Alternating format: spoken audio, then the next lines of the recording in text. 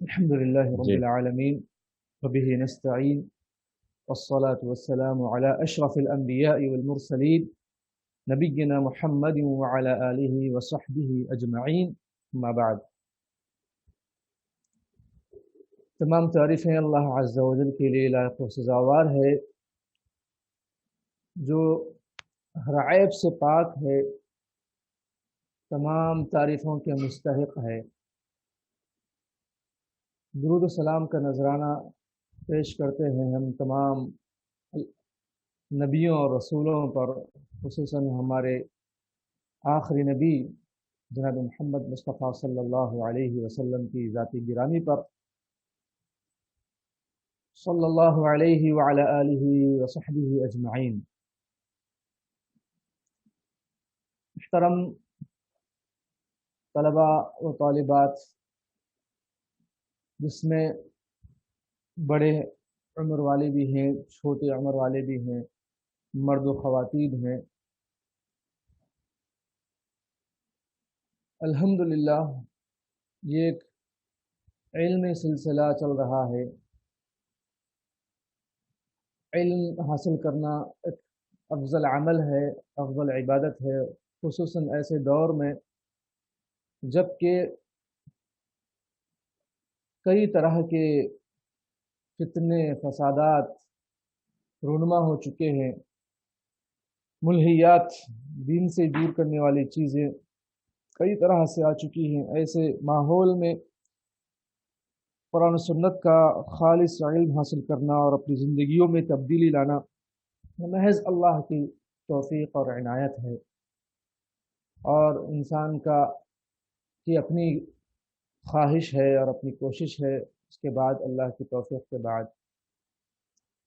الحمدللہ ان تمام علوم میں جو سب سے اہم علم ہے، جیسے کہ بات بار بار گزر چکی ہے، تذکیری طور پر یاد دہانی کی جا رہی ہے، سب سے اہم علم وہ ہے اللہ کے بارے میں معلومات حاصل کرنا، جو اپنا مالک ہے، اپنا رب ہے، اپنا خالق ہے، اپنا سب کچھ ہے، اس کے بارے میں علم حاصل کرنا کہ ہمارا رب کون ہے، اور ہمارے رب کی کیا کیا قدرتی طاقتیں، اس کی کیا کیا صفات ہیں، اس کے بارے میں علم حاصل کرنا یہ سب سے بڑا علم ہے، سب سے اہم علم ہے، جو ہم الحمدللہ کوشش کر رہے ہیں سیکھنے کی۔ اس سلسلے میں جو ہم کتاب پڑھ رہے ہیں اس کا نام ہے، بتائیے کیا نام ہے اس کا، کوئی بتائیں؟ اسماء و صفات کر کتاب کا نام جو کتاب ہم پڑھ رہے ہیں؟ بلوغ المرام۔ نہیں نہیں نہیں نہیں، اگر تھوڑی سی نظر دوڑائیں تو جو اسکرین پر ہے وہ بھی اگر دیکھ لے تو بتا سکتے ہیں۔ شرعی عقیدہ یا واسطیہ۔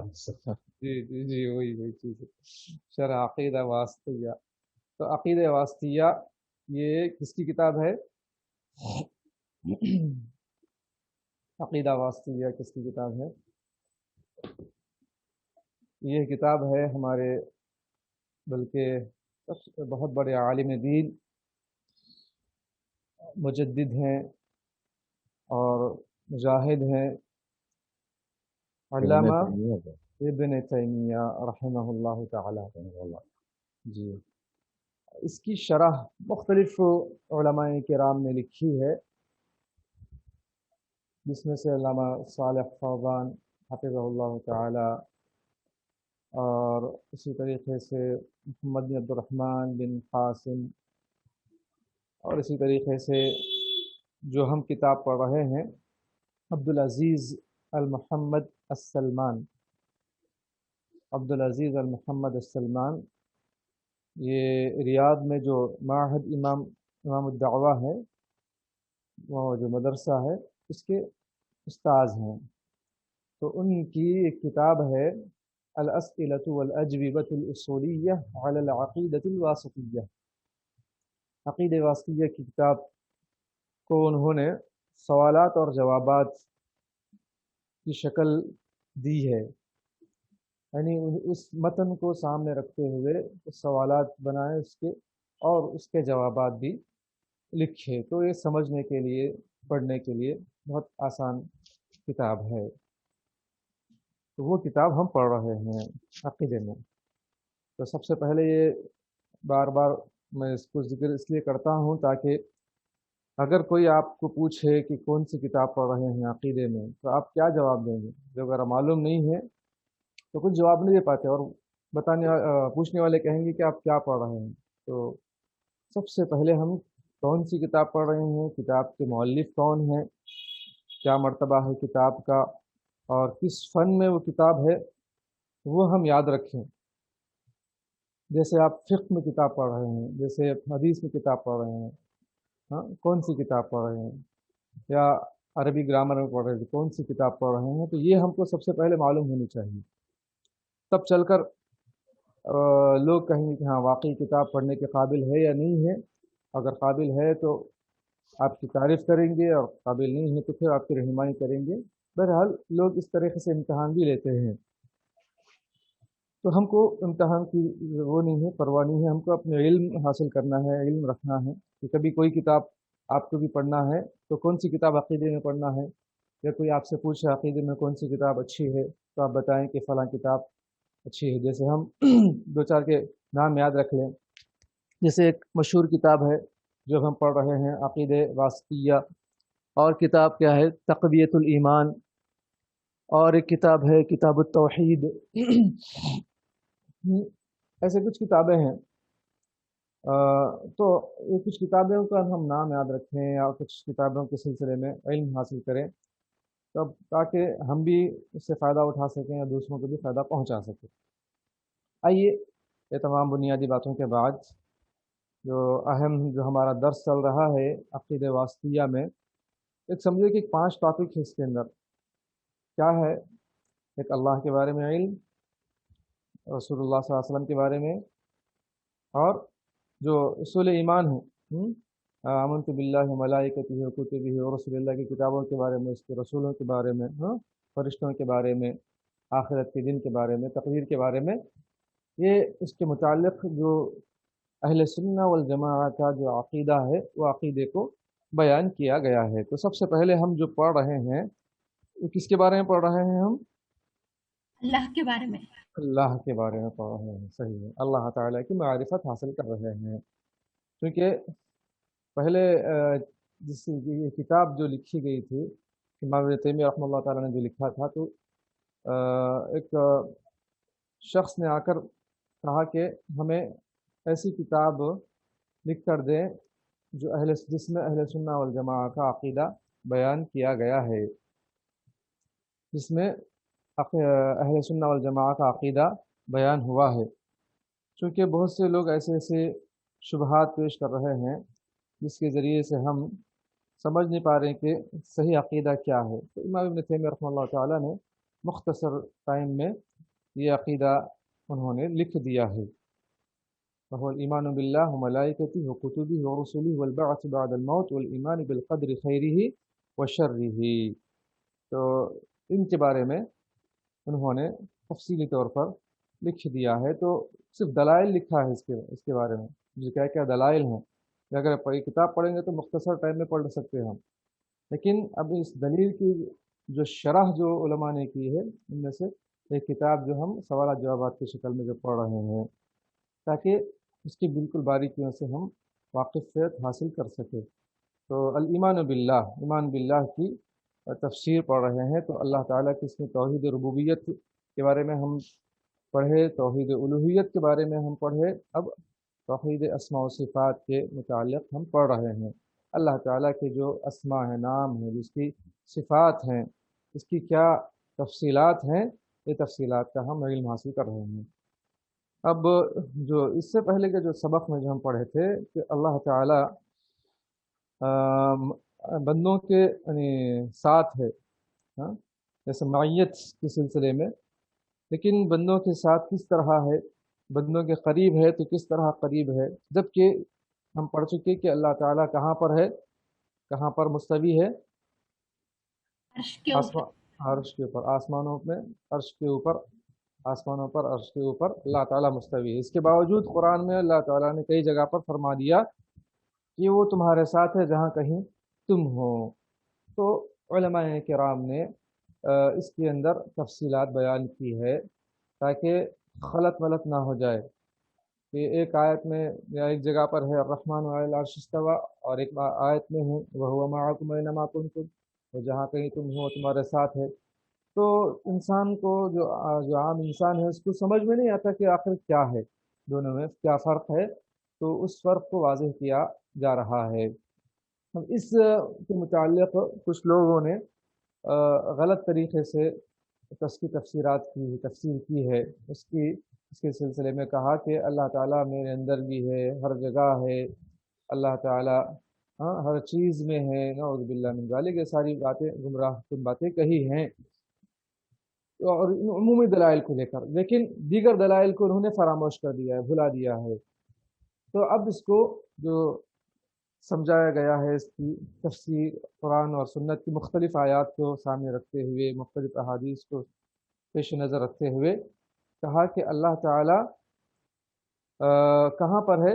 عرش پر ہے، اور ہر چیز سے اللہ تعالیٰ دور ہے، الگ ہے۔ اس کے باوجود بھی اللہ تعالیٰ بندوں کے ساتھ ہے۔ کس طریقے سے؟ دو طریقے سے اس کا ساتھ بندوں کے ساتھ ہوتا ہے۔ ایک ہے، بتائیے کیا ہے دو طریقے سے اللہ تعالیٰ جو بندوں کے ساتھ ہوتا ہے؟ دو قسمیں ہیں، میت عمومی اور ہاں خصوصی۔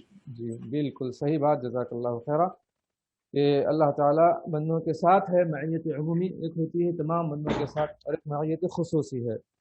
معیت عمومی کا مطلب کیا ہے؟ ہر بندے کے اللہ تعالیٰ وہ نگہداشت کرتا ہے، ان کے بارے میں علم رکھتا ہے، اللہ تعالیٰ ان کی گرفت کر سکتا ہے، اللہ تعالیٰ ان کو انعام دیتا ہے، سب کچھ اللہ تعالیٰ کر رہا ہے۔ معیت خصوصی میں کیا صدیقین، ہے؟ ہاں، جو بندے اللہ تعالیٰ کا قرب حاصل کرتے ہیں اعمال صالحہ کر کے، اللہ تعالیٰ کو یاد کر کے، تو اللہ تعالیٰ ایسوں کی مصیبتوں میں مدد کرتا ہے اور ان پر انعامات و اکرامات نازل کرتا ہے اور ان کے مسائل و مشکلات کو دور کرتا ہے۔ یہ سب کچھ اللہ تعالیٰ ان کے ساتھ کرتا ہے۔ ہاں، اللہ تعالیٰ کہاں ہے؟ عرش پر ہے، اس کی قدرت یہ ہے۔ اب اس کی جو ہے تفصیلات آئی تھی کہ کس طریقے سے یعنی ہو سکتا ہے اللہ تعالیٰ وہاں پر ہے، اس کے باوجود بھی سب کے ساتھ ہے۔ سب کے ساتھ کا مطلب یہاں پر ذات کے ساتھ ساتھ نہیں ہے۔ اللہ تعالیٰ کی ذات تو عرش پر مستوی ہے، لیکن اس کی قدرت کے ذریعے سے، وہ علم کے ذریعے سے بندوں کی مدد کرتا ہے، بندوں کے ساتھ ہے۔ جیسے کہ بہت سی آیات اور احادیث گزر چکی ہے اس سلسلے میں، جیسے کہ ہم کچھ مثالوں کے ذریعے سے بھی اس بات کو سمجھنے کی کوشش کیے تھے کہ اللہ جیسے ہم خود کہتے ہیں جاؤ میں تمہارا ساتھ ہوں، تمہارا کوئی بگاڑ نہیں سکتا، اپنے بچوں کو بولتے کہ، اور اپنے جو ہے جس کو بھی ہم چاہتے اور جو بھی ڈر رہا ہے تو بولتے کہ جاؤ یہاں پر اس ایریے میں ہم دیکھ لیں گے، ہم تمہارے ساتھ ہیں۔ تو کیا مطلب ہے کہ ہم تمہارے ساتھ ہیں کا مطلب یعنی ہم تمہارے ساتھ چپکے ہوئے ہیں، لگے ہوئے ہیں، یا پھر ہم تمہاری ضرورت پر مدد کریں گے؟ ہاں، ہم تمہاری کیا ہے؟ ضرورت پر مدد کریں گے، یہ معنی ہے۔ یہ معنی نہیں ہے کہ ہم تمہارے یعنی ہمیشہ ساتھ لگے ہوئے ہیں، تمہارے اندر آ جائیں گے، یہ سب چیزیں نہیں ہیں، یہ غیر مسلموں کے عقائد ہیں، یہ غیر مسلمانہ عقائد ہیں، نعوذ باللہ من ذالک، کہ مسلمان اس پر بھروسہ نہیں کرتے اور یہ سب چیزیں غلط ہیں۔ تو اس کے بعد ہم پڑھے کہ جو ہے دونوں معیتوں میں کیا فرق ہے، معیت عمومی اور معیت خصوصی میں۔ تو معیت عمومی کا کیا ہے؟ وہ اللہ تعالیٰ کی ذاتی صفات میں سے ہے۔ معیت خصوصی اللہ تعالیٰ کی فعلی صفات میں سے، یعنی جب اللہ تعالیٰ جس کے ساتھ یعنی مدد کرنا چاہتا ہے کرتا ہے۔ معیت عمومی سب کی یعنی اللہ تعالیٰ کی ذاتی صفات ہے، سب کے ساتھ اللہ تعالیٰ ہے، مطلب سب کو دیکھتا ہے، سب کو جانتا ہے، سب کا محاسبہ کرنے والا ہے، یہ سب چیزیں۔ اور معیت عمومی کب یعنی کہاں پر ہوتی ہے؟ یعنی اللہ تعالیٰ جو آیتیں ذکر کرتا ہے کب؟ جب کہ بندوں کو ڈرانا ہے یا بندوں کے اعمال کا محاسبہ کرنے کو یاد دلانا ہے کہ اللہ تعالیٰ تمہارا حساب لینے والا ہے، تم کو دیکھ رہا ہے، ایسے کام اگر کریں گے چوری کریں گے، جھوٹ بولیں گے تو اللہ تعالیٰ تم کو دیکھ رہا ہے، مطلب تمہارا حساب لے گا، تمہاری گرفت کرے گا۔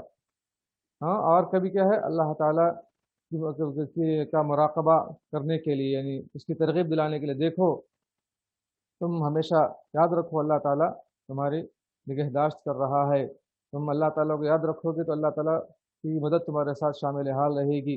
تو اس طرح کی ترغیب دلانے کے لیے تم غلط کام نہیں کرنا۔ تو یہ ممانعت خصوصی کہاں اس کا ذکر ہوتا ہے؟ جہاں پر اللہ تعالیٰ بندوں کی حفاظت کرتا ہے، خصوصاً دیکھ بھال کرتا ہے، اپنے نیک بندوں کی مدد کرتا ہے، توفیق دیتا ہے، سیدھے راستے پر لگاتا ہے، مصیبتوں سے بچاتا ہے۔ اور ایسے کن بندوں کے ساتھ؟ جیسے خود سب سے پہلے انبیاء، رسول، اولیاء، پھر اس کے اندر اولیاء میں مختلف قسمیں ہیں، صدیقین، شہداء، صالحین، نیک لوگ وغیرہ وغیرہ۔ تو ان سب کے ساتھ جو مہربانی کرتا ہے، تو معیت خصوصی، جیسے مثال کے طور پر اللہ تعالیٰ کے لیے اعلیٰ مثالیں ہیں۔ ہمارے یہاں شاگرد ہیں، ہم ٹیچر ہیں، یا پھر ہمارے بچے ہیں، ہم ان کے باپ ہیں، تو ہم کیا کرتے ہیں؟ کچھ بچوں کے ساتھ بڑا گہرا تعلق ہوتا ہے، کیونکہ وہ بچے ہمیشہ ساتھ رہتے ہیں، ہمیشہ جو ہے آتے جاتے رہتے ہیں، ہاں، اور بہت قلبی تعلق ہوتا ہے ان سے، تو ان کی طرف مطلب ہمارا زیادہ رجحان ہوتا ہے، ان کی زیادہ نگہداشت کرتے ہیں ہر معاملے میں، ان کو پاس کرنا، ان کو اچھے نمبرات دینا، ان کو اس طریقے سے جو خاص ان کے ساتھ تعلق، کیونکہ وہ زیادہ ٹچ میں رہتے ہیں استاذ کے ساتھ، فلاں کے ساتھ۔ تو یہ لیکن تمام کے ساتھ بھی جو بڑا ہوتا ہے، استاد ہوتا ہے، تمام کے ساتھ، تمام کو بھی علم دیتا ہے، تمام کے ساتھ بھی جو ہے اچھائی کرتا ہے۔ تو یہ خصوصی جو معیت ہوتی ہے اس کو سمجھانے کے لیے مثال دے رہا ہوں۔ اللہ تعالیٰ کے لیے اعلیٰ مثالیں ہیں، اس سے مثالیں نہیں دی جا سکتی ہیں۔ وہ عزیز ہے، وہ قدیر ہے، وہ رحیم ہے، غفور ہے، وہ غفار ہے۔ تو اللہ عز و جل کی شان سب سے اعلیٰ اور رفع ہے۔ تو یہ گزشتہ اسباق کے سلسلے میں کچھ تفصیلات رہی، اور آج اس سے ساتھ اسی کی سے متعلق ایک اہم بحث پڑھ رہے ہیں یا پڑھنے جا رہے ہیں۔ یعنی اللہ تعالیٰ جو بندوں کے ساتھ ہے، جیسے وَهُوَ مَعَكُمْ، جو قرآن کی جو آیت میں جو لفظ ہے سورہ حدید میں، وَهُوَ مَعَكُمْ، وہ تمہارے ساتھ ہے، تم جہاں کہیں بھی ہو تمہارے ساتھ ہے۔ تو یہ مع جو لفظ ہے، میم عین مع، یہ مع، اس کے متعلق عرب کے اندر کیا معنی ہے، یا عرب لغت عرب میں، عرب کی ڈکشنری میں، عربی زبان میں اس کا جو ہے کیا استعمال ہے، کیا معنی اس کا لیتے ہیں، اس کی تفصیل آج انشاءاللہ پڑھ رہے ہیں۔ اس سے متعلق مطلب جیسے بہت سے لوگ آپ کو اگر بولیں گے کہ اللہ تعالیٰ عرش پر ہے اور تمہارے ساتھ، تم کہتے ہو کہ ہمارے ساتھ ہے، تمہارے ساتھ نہیں ہے نا ہمارے ساتھ ہے، تو کیا دلیل لیں گے؟ یہی وَهُوَ مَعَكُمْ أَيْنَمَا كُنْتُمْ، وَهُوَ مَعَكُمْ، وہ تمہارے ساتھ ہے، قرآن میں اللہ نے فرمایا۔ تو ٹھیک ہے، ہم اس کو کیسا جواب دیں گے، کس طرح سے سمجھائیں گے، اس کا کیا مطلب ہے؟ کیا معکم کا مطلب چپکا ہوا ہے، اس کے ساتھ لگا ہوا ہے، یا پھر نہیں، معکم کا مطلب ہے تمہارے ساتھ، لیکن کیا ہے وہ کیا کیا تمہارے ساتھ کرتا ہے، مدد کرتا ہے، قدرت رکھتا ہے، تمہاری مصیبت میں کام آتا ہے، کیا کیا ہے، یہ مطلب ہے، یا پھر جو ہے اس کے ساتھ چپکا ہوا ہے، کیا مطلب لیں گے؟ اب اس کی جو ہے کچھ دلیل کی روشنی میں، اقوال علماء کے اقوال کی روشنی میں کیا جواب ہے دیکھیں گے۔ تو لغت عرب میں سوال پڑھیں گے ہم، یہ ہم سوال پڑھ رہے ہیں، یہ ٹاپک ہے، سمجھیے، لغت عرب اور مع کے استعمال میں اختلاط، امتزاج اور مجاورے کی وضاحت۔ مجاورہ مطلب بازو رہنا، امتزاج یعنی ملا ہوا ہونا، اختلاط کا مطلب بھی چپکا ہوا، ملا ہوا ہونا کے معنی میں۔ تو اس کی کیا وضاحت ہے لغت عرب کے یعنی عرب کی ڈکشنری میں، عرب کی زبان میں مع کا کیا استعمال ہے؟ یعنی وہ بالکل یعنی ملے ہوئے، ایک ساتھ مل جانا، یا کسی کا پڑوسی بن جانا، یا مخلوط ہو جانا کے معنی میں استعمال کرتے ہیں، یا اس کو الگ قرار دیتے ہیں؟ یہ سوال سمجھنا ہے پہلے، یہاں سے سوال ہے پہلے، سوال نمبر 139 میں، کیا لغت عرب مع کے استعمال میں اختلاط یعنی مخلوط ہونا، یا امتزاج مل کر باہم ایک ہو جانا، یا مجاورہ کسی کا پڑوسی بن جانے کے معنی کو واجب قرار دیتی ہے؟ یعنی لغت عرب کیا واجب قرار دیتی ہے؟ مع اگر آ جائے تو مطلب یہ ہے کہ اس کے ساتھ اندر مل گیا ہے، ہاں، مخلوط ہو گیا ہے، امتزاج اس کے اندر داخل ہو چکا ہے، ہاں، ایک ہو گیا ہے وہ، یا اس کا پڑوسی بن گیا ہے، کیا یہ معنی واجب قرار دیتی ہے لغت عرب اجتماع کے استعمال کو؟ یہ سوال ہے، اس کا جواب آپ دیکھتے ہیں۔ چلیے اس کا جواب کیا ہے؟ لغت عرب مع کے استعمال میں اختلاط یا امتزاج یا مجاورے کو کسی طرح واجب قرار نہیں دیتی۔ کیا کرتی ہے؟ واجب قرار نہیں دیتی ہے۔ اب اس کو یاد رکھے، نہیں دیتی ہے، ٹھیک ہے، یہ جواب ہے۔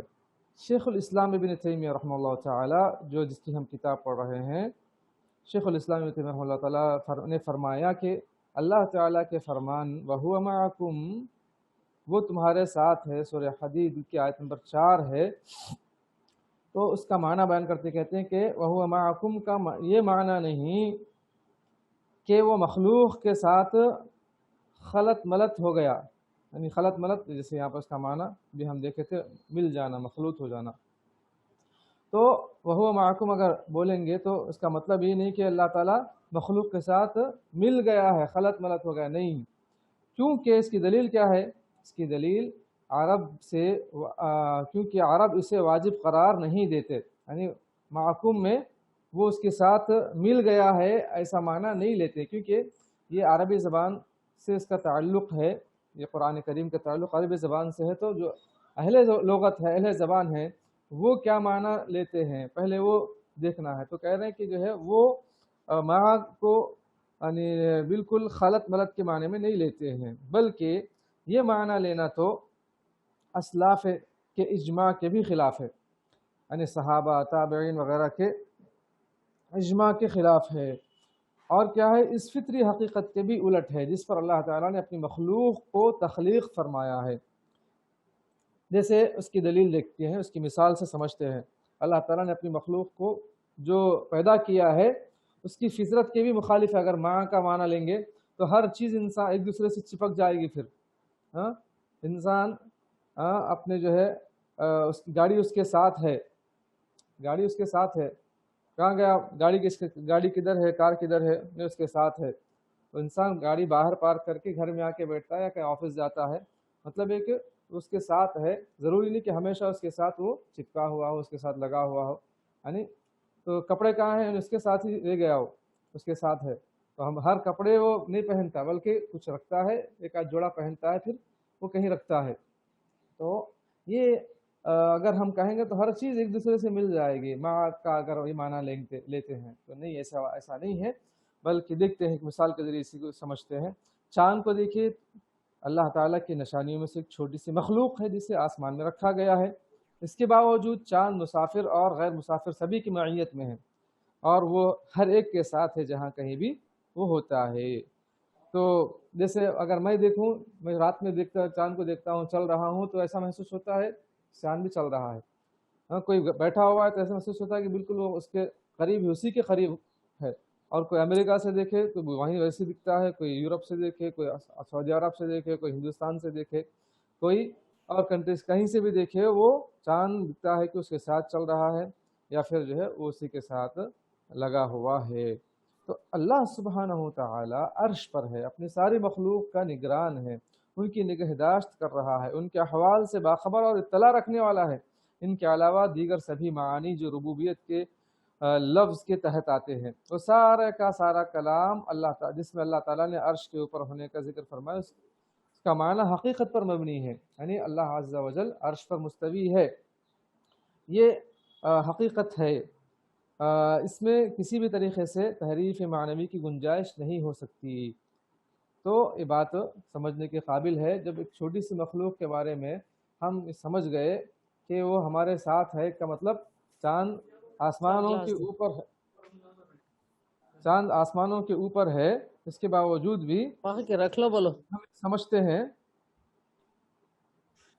اس کے باوجود بھی ہمیں سمجھتے ہیں کہ جو ہے وہ چاند ہم سے الگ ہے، دور ہے۔ پھر جب چھوٹی سی مخلوق کے بارے میں ہم یہ سمجھ گئے تو اللہ تعالیٰ کے بارے میں ہم کیوں نہیں سمجھ رہے ہیں؟ اس کے بارے میں صرف اسی کے بارے میں ہم کیوں سمجھ رہے ہیں کہ ہمارے ساتھ ہمارے اندر ہے؟ جیسے کہ صوفیوں کا عقیدہ ہے، بہت سی جماعتوں کا عقیدہ ہے، جو مسلمانوں میں بہت سے جماعتیں جو بن گئی ہیں، جو فرقے بن چکے ہیں، ان کے عقائد ہیں کہ ما فی الجبۃ الا اللہ بولتے ہو کہ ہمارے جبے میں اللہ ہی ہے، ہاں میرے اندر اللہ داخل ہو گیا ہے. یا کچھ لوگ جیسے بعض بزرگوں کے بارے میں عقیدہ رکھتے کہ فلاں بزرگ کے اندر نعوذ باللہ اللہ داخل ہو چکا ہے، پھر وہ سب کچھ کر رہے ہیں، تصرفات کر رہے ہیں، نعوذ باللہ. اس طرح کے بہت گمراہ کن عقائد ہیں، اسی لیے اتنی تفصیلی آپ گفتگو کی جا رہی ہے یہ بات سمجھنے کے لیے، تاکہ آپ کو بھی بات سمجھ میں آئے، دوسروں کو بھی سمجھا سکے آپ.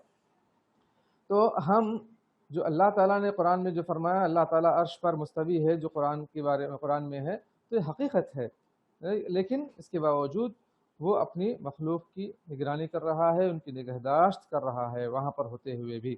اب اس سلسلے میں ایک دو علماء کرام کا قول دیکھتے ہیں کیا ہے. امام ابن قیم رحمہ اللہ تعالیٰ، امام ابن تیمیہ رحمہ اللہ تعالیٰ کے شاگرد ہیں، بہت بڑے امام ہیں، بہت ساری کتابیں ہیں.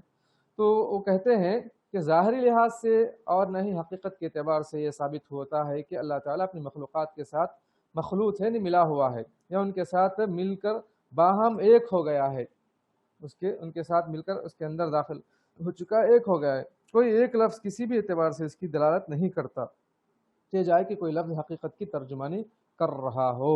تو دلیل کی روشنی میں نہ حقیقت، نہ ظاہر اعتبار سے، نہ حقیقت کے اعتبار سے کوئی لفظ اس کی ترجمانی نہیں کر رہا ہے، اس کی وضاحت نہیں کر رہا ہے. تو یہ امام ابن قیم رحمہ اللہ تعالیٰ نے فرمایا.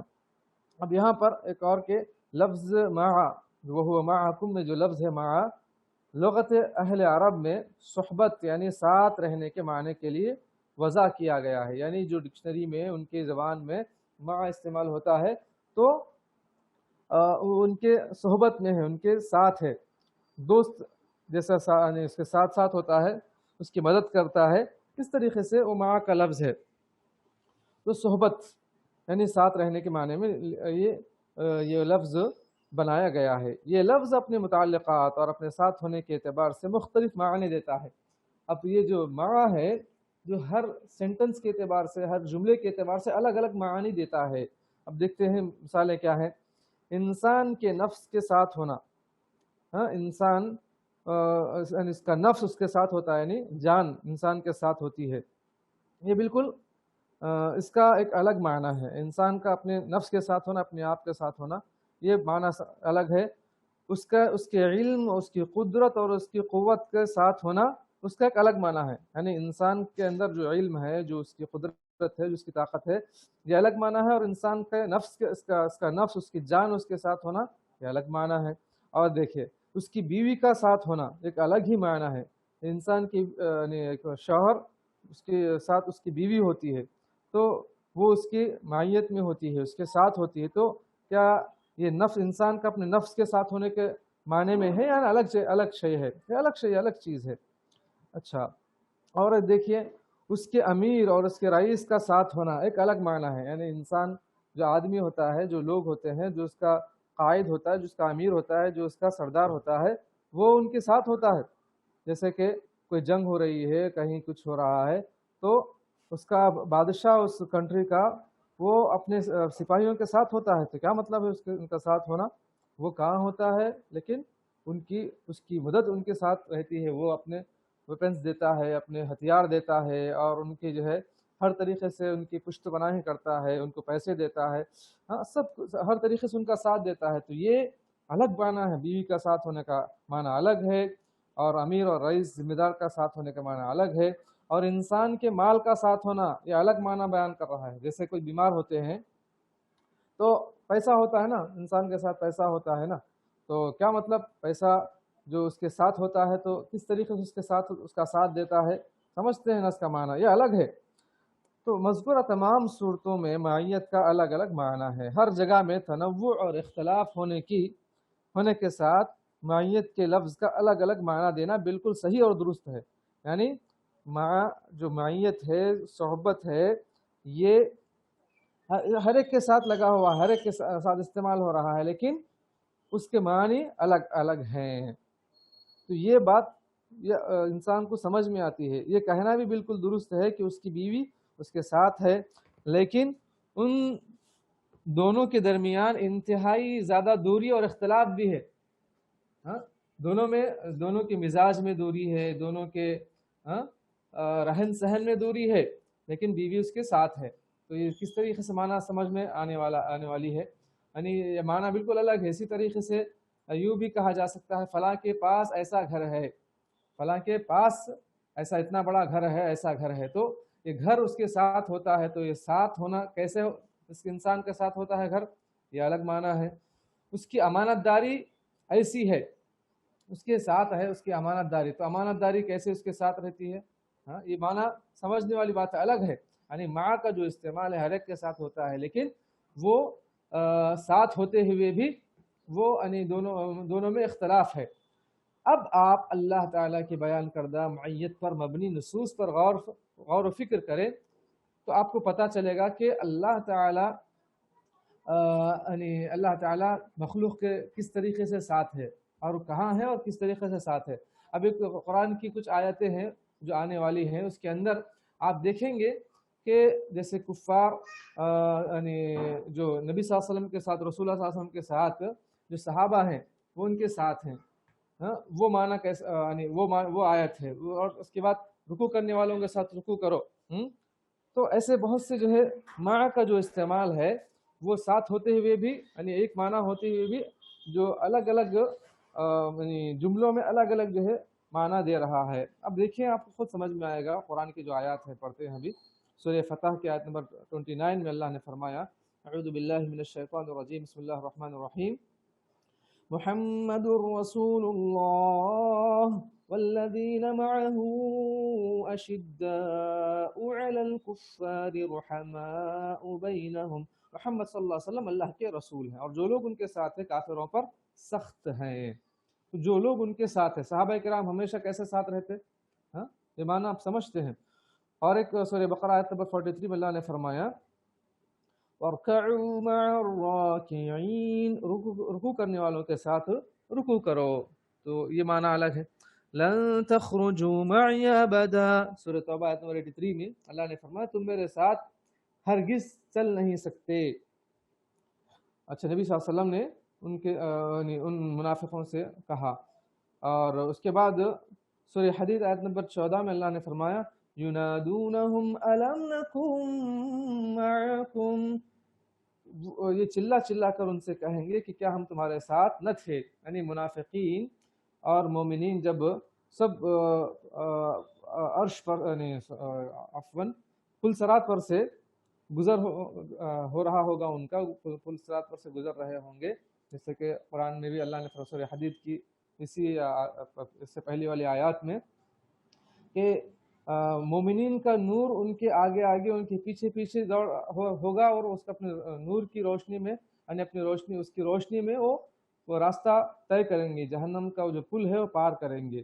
لیکن جو منافقین ہیں وہ ان کا نور کبھی آ رہا ہوگا کبھی جا رہا ہوگا، جیسے کبھی لائٹ آتی ہے اور جاتی ہے، تو کبھی لائٹ آتی ہے تو انسان خوش ہو جاتا ہے، چلتا ہے، کام کرتا ہے، لائٹ چلی گئی تو کام کرنے سے رک جاتا ہے، اس کو کوئی چیز سمجھ میں نہیں آتی، کوئی چیز نہیں نظر آتی ہے۔ اسی طریقے سے منافقین کا ایمان تھا، کبھی وہ مومن ہوتے کبھی ایمان کو چھوڑ دیتے، تو ان کا مقصد دنیا ہوتا، تو وہ قیامت کے دن بھی جب پل صراط پر سے گزر ہوگا تو ان کی روشنی کا یہی حال ہوگا، تو پھر آخر میں ان کی روشنی بجھ جائے گی، تو مومنین کے ساتھ چلنے کی کوشش کریں گے اور کہیں گے کہ ارے رکو، ہم تمہارے ساتھ نہیں تھے دنیا میں، نبی صلی اللہ علیہ وسلم کے ساتھ جو صحابہ تھے، صحابہ کے ساتھ منافقین وغیرہ رہتے تھے، تو یہ کہیں گے کہ جی کیا ہم تمہارے ساتھ نہ تھے، تو منافقین کس طرح ساتھ تھے؟ تو یہ سمجھنے والی بات ہے۔ معکم کا جو لفظ ہے اس کو سمجھانے کے لیے یہ سب چیزیں بتائی جا رہی ہے۔ وَكُونُوا مَعَ الصَّادِقِينَ، سچوں کے ساتھ رہو۔ فَأَمَّا مَنْ آمَنَ مَعَهُ إِلَّا قَلِيلٌ، اس کے ساتھ ایمان لانے والے بہت ہی کم تھے، یعنی حضرت نوح علیہ السلام وغیرہ کے ساتھ۔ اور فَأَنْجَيْنَاهُ وَالَّذِينَ مَعَهُ، غرض کہ ہم نے ان کو اور ان کے ساتھیوں کو بچا لیا، یعنی نوح علیہ السلام کو اور ان کے ساتھیوں کو۔ فَلَمَّا جَاوَزَهُ هُوَ وَالَّذِينَ مَعَهُ، حضرت طالوت مومنین سمیت جب نہر سے گزر گئے، مومنوں کے ساتھ، یعنی مومنوں کے ساتھ نہر سے گزرے تو کس طریقے سے ساتھ گزرتے ہیں، تو یہاں پر ساتھ کا معنی کیا ہے آپ سمجھ سکتے ہیں۔ فَاكْتُبْنَا مَعَ الشَّاهِدِينَ، پس تو ہمیں گواہوں میں لکھ لے۔ مع کا جو لفظ ہے یہاں پر کس طرح استعمال ہو رہا ہے، وَنَطْمَعُ أَن يُدْخِلَنَا رَبُّنَا مَعَ الْقَوْمِ الصَّالِحِينَ، اور ہم اس بات کی امید رکھتے ہیں کہ ہمارا رب ہم کو نیک لوگوں کی معیت میں داخل کرے گا۔ اس طرح کی دیگر اور بھی مثالیں ہیں۔ کیا مذکورہ مثالوں میں سے کوئی ایک مقام بھی ذات میں الصاق چمٹا ہوا اور امتزاج کا تقاضا کر رہا ہے؟ ابھی جو آیات گزری ہیں ان آیات کے بارے میں یہ بات بتائی جا رہی ہے کہ سوال ہے ہم سے، کیا جو ابھی اوپر جو قرآن کی آیات سے آپ کو یہ معلوم پتہ چلا کہ یعنی وہاں معنی میں جو الصاق چمٹے ہوئے اور امتزاج کا معنی کیا دے رہا ہے؟ نہیں دے رہا ہے۔ کیا دے رہا ہے؟ کیا میں بھی آپ سے سوال کر رہا ہوں، جو مع کا جو لفظ ہے یہاں پر ہر ایک کے ساتھ چمٹے ہوئے کا معنی دے رہا ہے یا پھر الگ الگ ہے؟ جواب دیں، کلاس میں جو حاضر ہیں طلبہ جواب دیجئے۔ کیا عبد الوہاب اور کون ہے؟ عمر خان صاحب؟ جی مولانا۔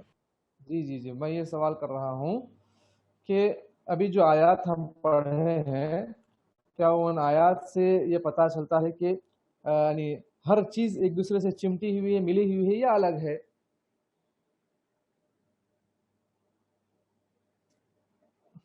جواب جی ہر دوسرے سے ملی ہوئی ہے؟ نہیں مولانا یعنی مع کا جو ابھی جتنی آیتیں گزری ہیں یہاں پر جو مثالوں میں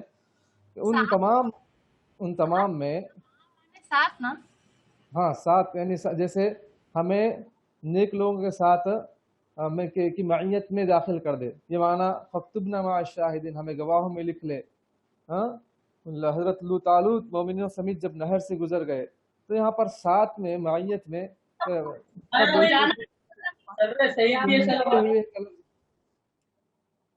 ایک دوسرے سے چمٹے ہوئے کا معنی ہے۔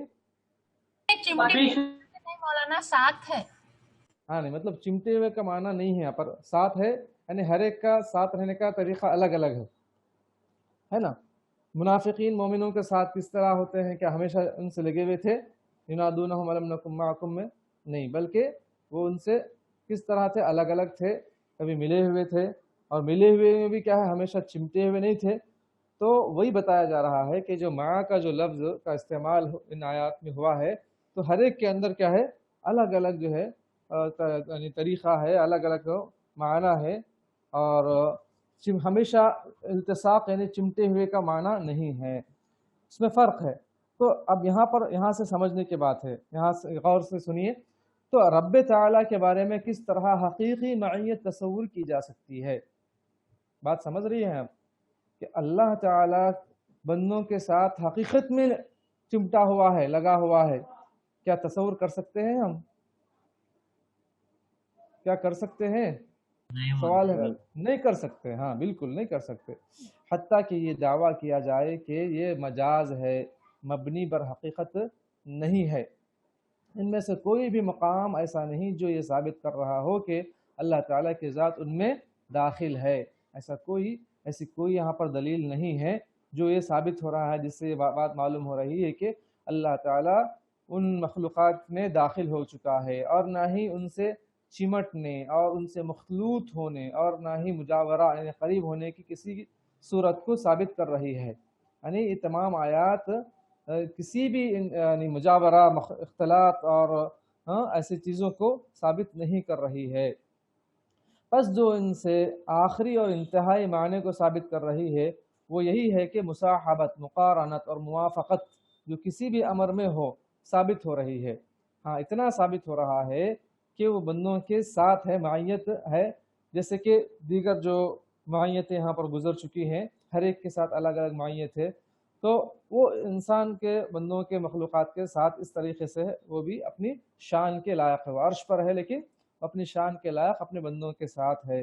مقارنت اور موافقت جو کسی بھی جو ہے چیز میں ہوتی ہے وہ ایسا ثابت ہو رہا ہے، یہ ہر مقام میں حسب موقع ہے جو اس کا تقاضا کر رہا ہے اور جو اس کے متعلق سے لازم ہے، جیسے معیت خصوصی الگ ہوئی، معیت عمومی الگ ہوئی، اس طریقے سے۔ تو جب یوں کہا جائے کہ اللہ تعالیٰ عمومی طریقے سے اپنی مخلوق کے ساتھ ہے تو اس کا یہ معنی لازم ہوگا کہ وہ ان کے ساتھ کیسے ہے؟ اپنے علم اور اپنی تدبیر کے ساتھ ہے۔ سمجھ رہے ہیں بات؟ وہ اپنے، یہ اصل جواب ہے یہاں پر، وہ کس طریقے سے ساتھ ہے اگر بولیں گے تو کیا جواب دیں گے؟ وہ اپنے علم اور اپنی تدبیر کے ساتھ ہے۔ بات سمجھ رہے ہیں آپ لوگ؟ اور جب خصوصی طریقے سے یہ بات کہی جائے تو یہ معنی ہے جیسے کہ آیت مبارکہ میں ہے ان اللہ مع الذین اتقوا والذین هم محسنون، یعنی معیت خصوصی کا اگر ذکر کرے تو اس کی دلیل یہ ہے۔ معیت کی دو قسمیں نا، معیت عمومی یعنی مخلوق کے ساتھ اپنے یعنی اپنے علم کے ساتھ ہے، اپنی تدبیر کے ساتھ ہے، اور دوسری معیت خصوصی بے شک اللہ تعالیٰ پرہیزگاروں اور نیکوکاروں کے ساتھ ہے۔ تو یہ معنی لازم آ سکتا ہے، آتا ہے۔ تو اس کا لازمی تقاضا یہ ہے کہ اس کی معیت یعنی نصرت، تائید اور مدد کے ساتھ ہے، یعنی اللہ تعالیٰ بندوں کے ساتھ ہے، مطلب ان کی مدد کر رہا ہے، ان کی تائید کر رہا ہے، یہ معنی لے سکتے ہیں۔ لیکن وہ مخلوق کے اندر آ گیا ہے، یہ نہیں لے سکتے، یہ غلط ہے۔ مخلوق کے اندر شامل ہو چکا ہے یا بالکل لگا ہوا ہے، چپکا ہوا ہے، یہ بھی نہیں لے سکتے۔ ہاں کیا لے سکتے ہیں؟ وہ ان کے ساتھ ہے، مطلب ان کی مدد کر رہا ہے یا ان کی نصرت کر رہا ہے یا ان کی تائید کر رہا ہے، جیسے کہ اللہ تعالیٰ نے کیا فرمایا؟ انی معکما اسمع و ارا، جو آگے بہت سے آیتیں آ رہی اسی کہ یقیناً ہم تمہارے ساتھ ہیں۔ موسیٰ اور ہارون علیہ السلام سے اللہ نے کیا فرمایا؟ فرعون کے پاس جا کر دعوت دو، تو انہوں نے کہا کہ ہمیں ڈر لگتا ہے فرعون کے پاس جانے سے، تو اللہ نے فرمایا کہ جو ہے اننی معکما، یقیناً میں تم دونوں کے ساتھ ہوں، اسمع و ارا، میں سنتا بھی ہوں اور دیکھتا بھی ہوں۔ تو اللہ عز و جل نے یہ بیان فرمایا کہ میں تمہارے ساتھ ہوں، تمہیں ڈرنے کی کوئی حاجت نہیں ہے، کوئی ضرورت نہیں ہے۔ تو یہ بات معیت کے متعلق تھی، اتنی ساری تفصیلات جو کچھ آپ کو سمجھ میں آئی تو الحمدللہ، یا اس میں کچھ سوال ہے تو سوال کریں، اس کے بعد انشاءاللہ ہم دوسری ٹاپک شروع کرتے ہیں۔ یہاں سے ایک اور ٹاپک شروع ہونے والی نئی ٹاپک کہ اللہ تعالیٰ کے صفت کلام کے بارے میں۔ اللہ تعالیٰ بات کرتا ہے، اور بات بھی ایسی بات کہ جو حرف نکلتا ہے، آواز نکلتی ہے، جس سے لوگ سنتے ہیں، دوسرے بندے جس کو اللہ تعالیٰ سنانا چاہتا ہے وہ سنتے ہیں، اور اللہ تعالیٰ ڈائریکٹ بات بھی کرتا ہے۔ تو یہ اللہ تعالیٰ کے صفت کلام ہے، اس کا عقیدہ ہونا چاہیے۔ لیکن اس میں بھی کچھ لوگوں نے، اشاعرہ وغیرہ نے کہا کہ اللہ تعالیٰ جو ہے ڈائریکٹ نہیں سنتا، اس کی کچھ تعویلات وغیرہ کی ہیں، تو اس کی ساری تفصیلات انشاءاللہ آئے گی۔ اس کے بعد انشاءاللہ قرآن کے متعلق بھی کچھ باتیں آئے گی۔ یہاں تک جو ہے وہ سبق چلے گا، سوال نمبر 48 تک۔ 49 سے ایک دوسرا لیسن شروع ہوگا۔ تو سوال نمبر 48 میں کہ اللہ تعالیٰ بندوں سے بات کرتا ہے، کس طرح بات کرتا ہے؟ بندوں میں سب آتے ہیں، انسان، فرشتے وغیرہ وغیرہ، اور قرآن کریم یہ کیا ہے، اس کا کیا معنی ہے، اس کی کیا فضیلت ہے، یہ کس کی کتاب ہے، یہ سب چیزیں انشاءاللہ آنے والے درس میں آئے گی۔ تو میں سمجھتا ہوں کہ آج کے درس میں اتنا کافی ہے عقیدے میں۔ اب انشاءاللہ حدیث کا درس لیتے ہیں۔ کچھ سوال ہے میں اللہ تعالیٰ کی معیت کے متعلق تو آپ سوال کر سکتے ہیں۔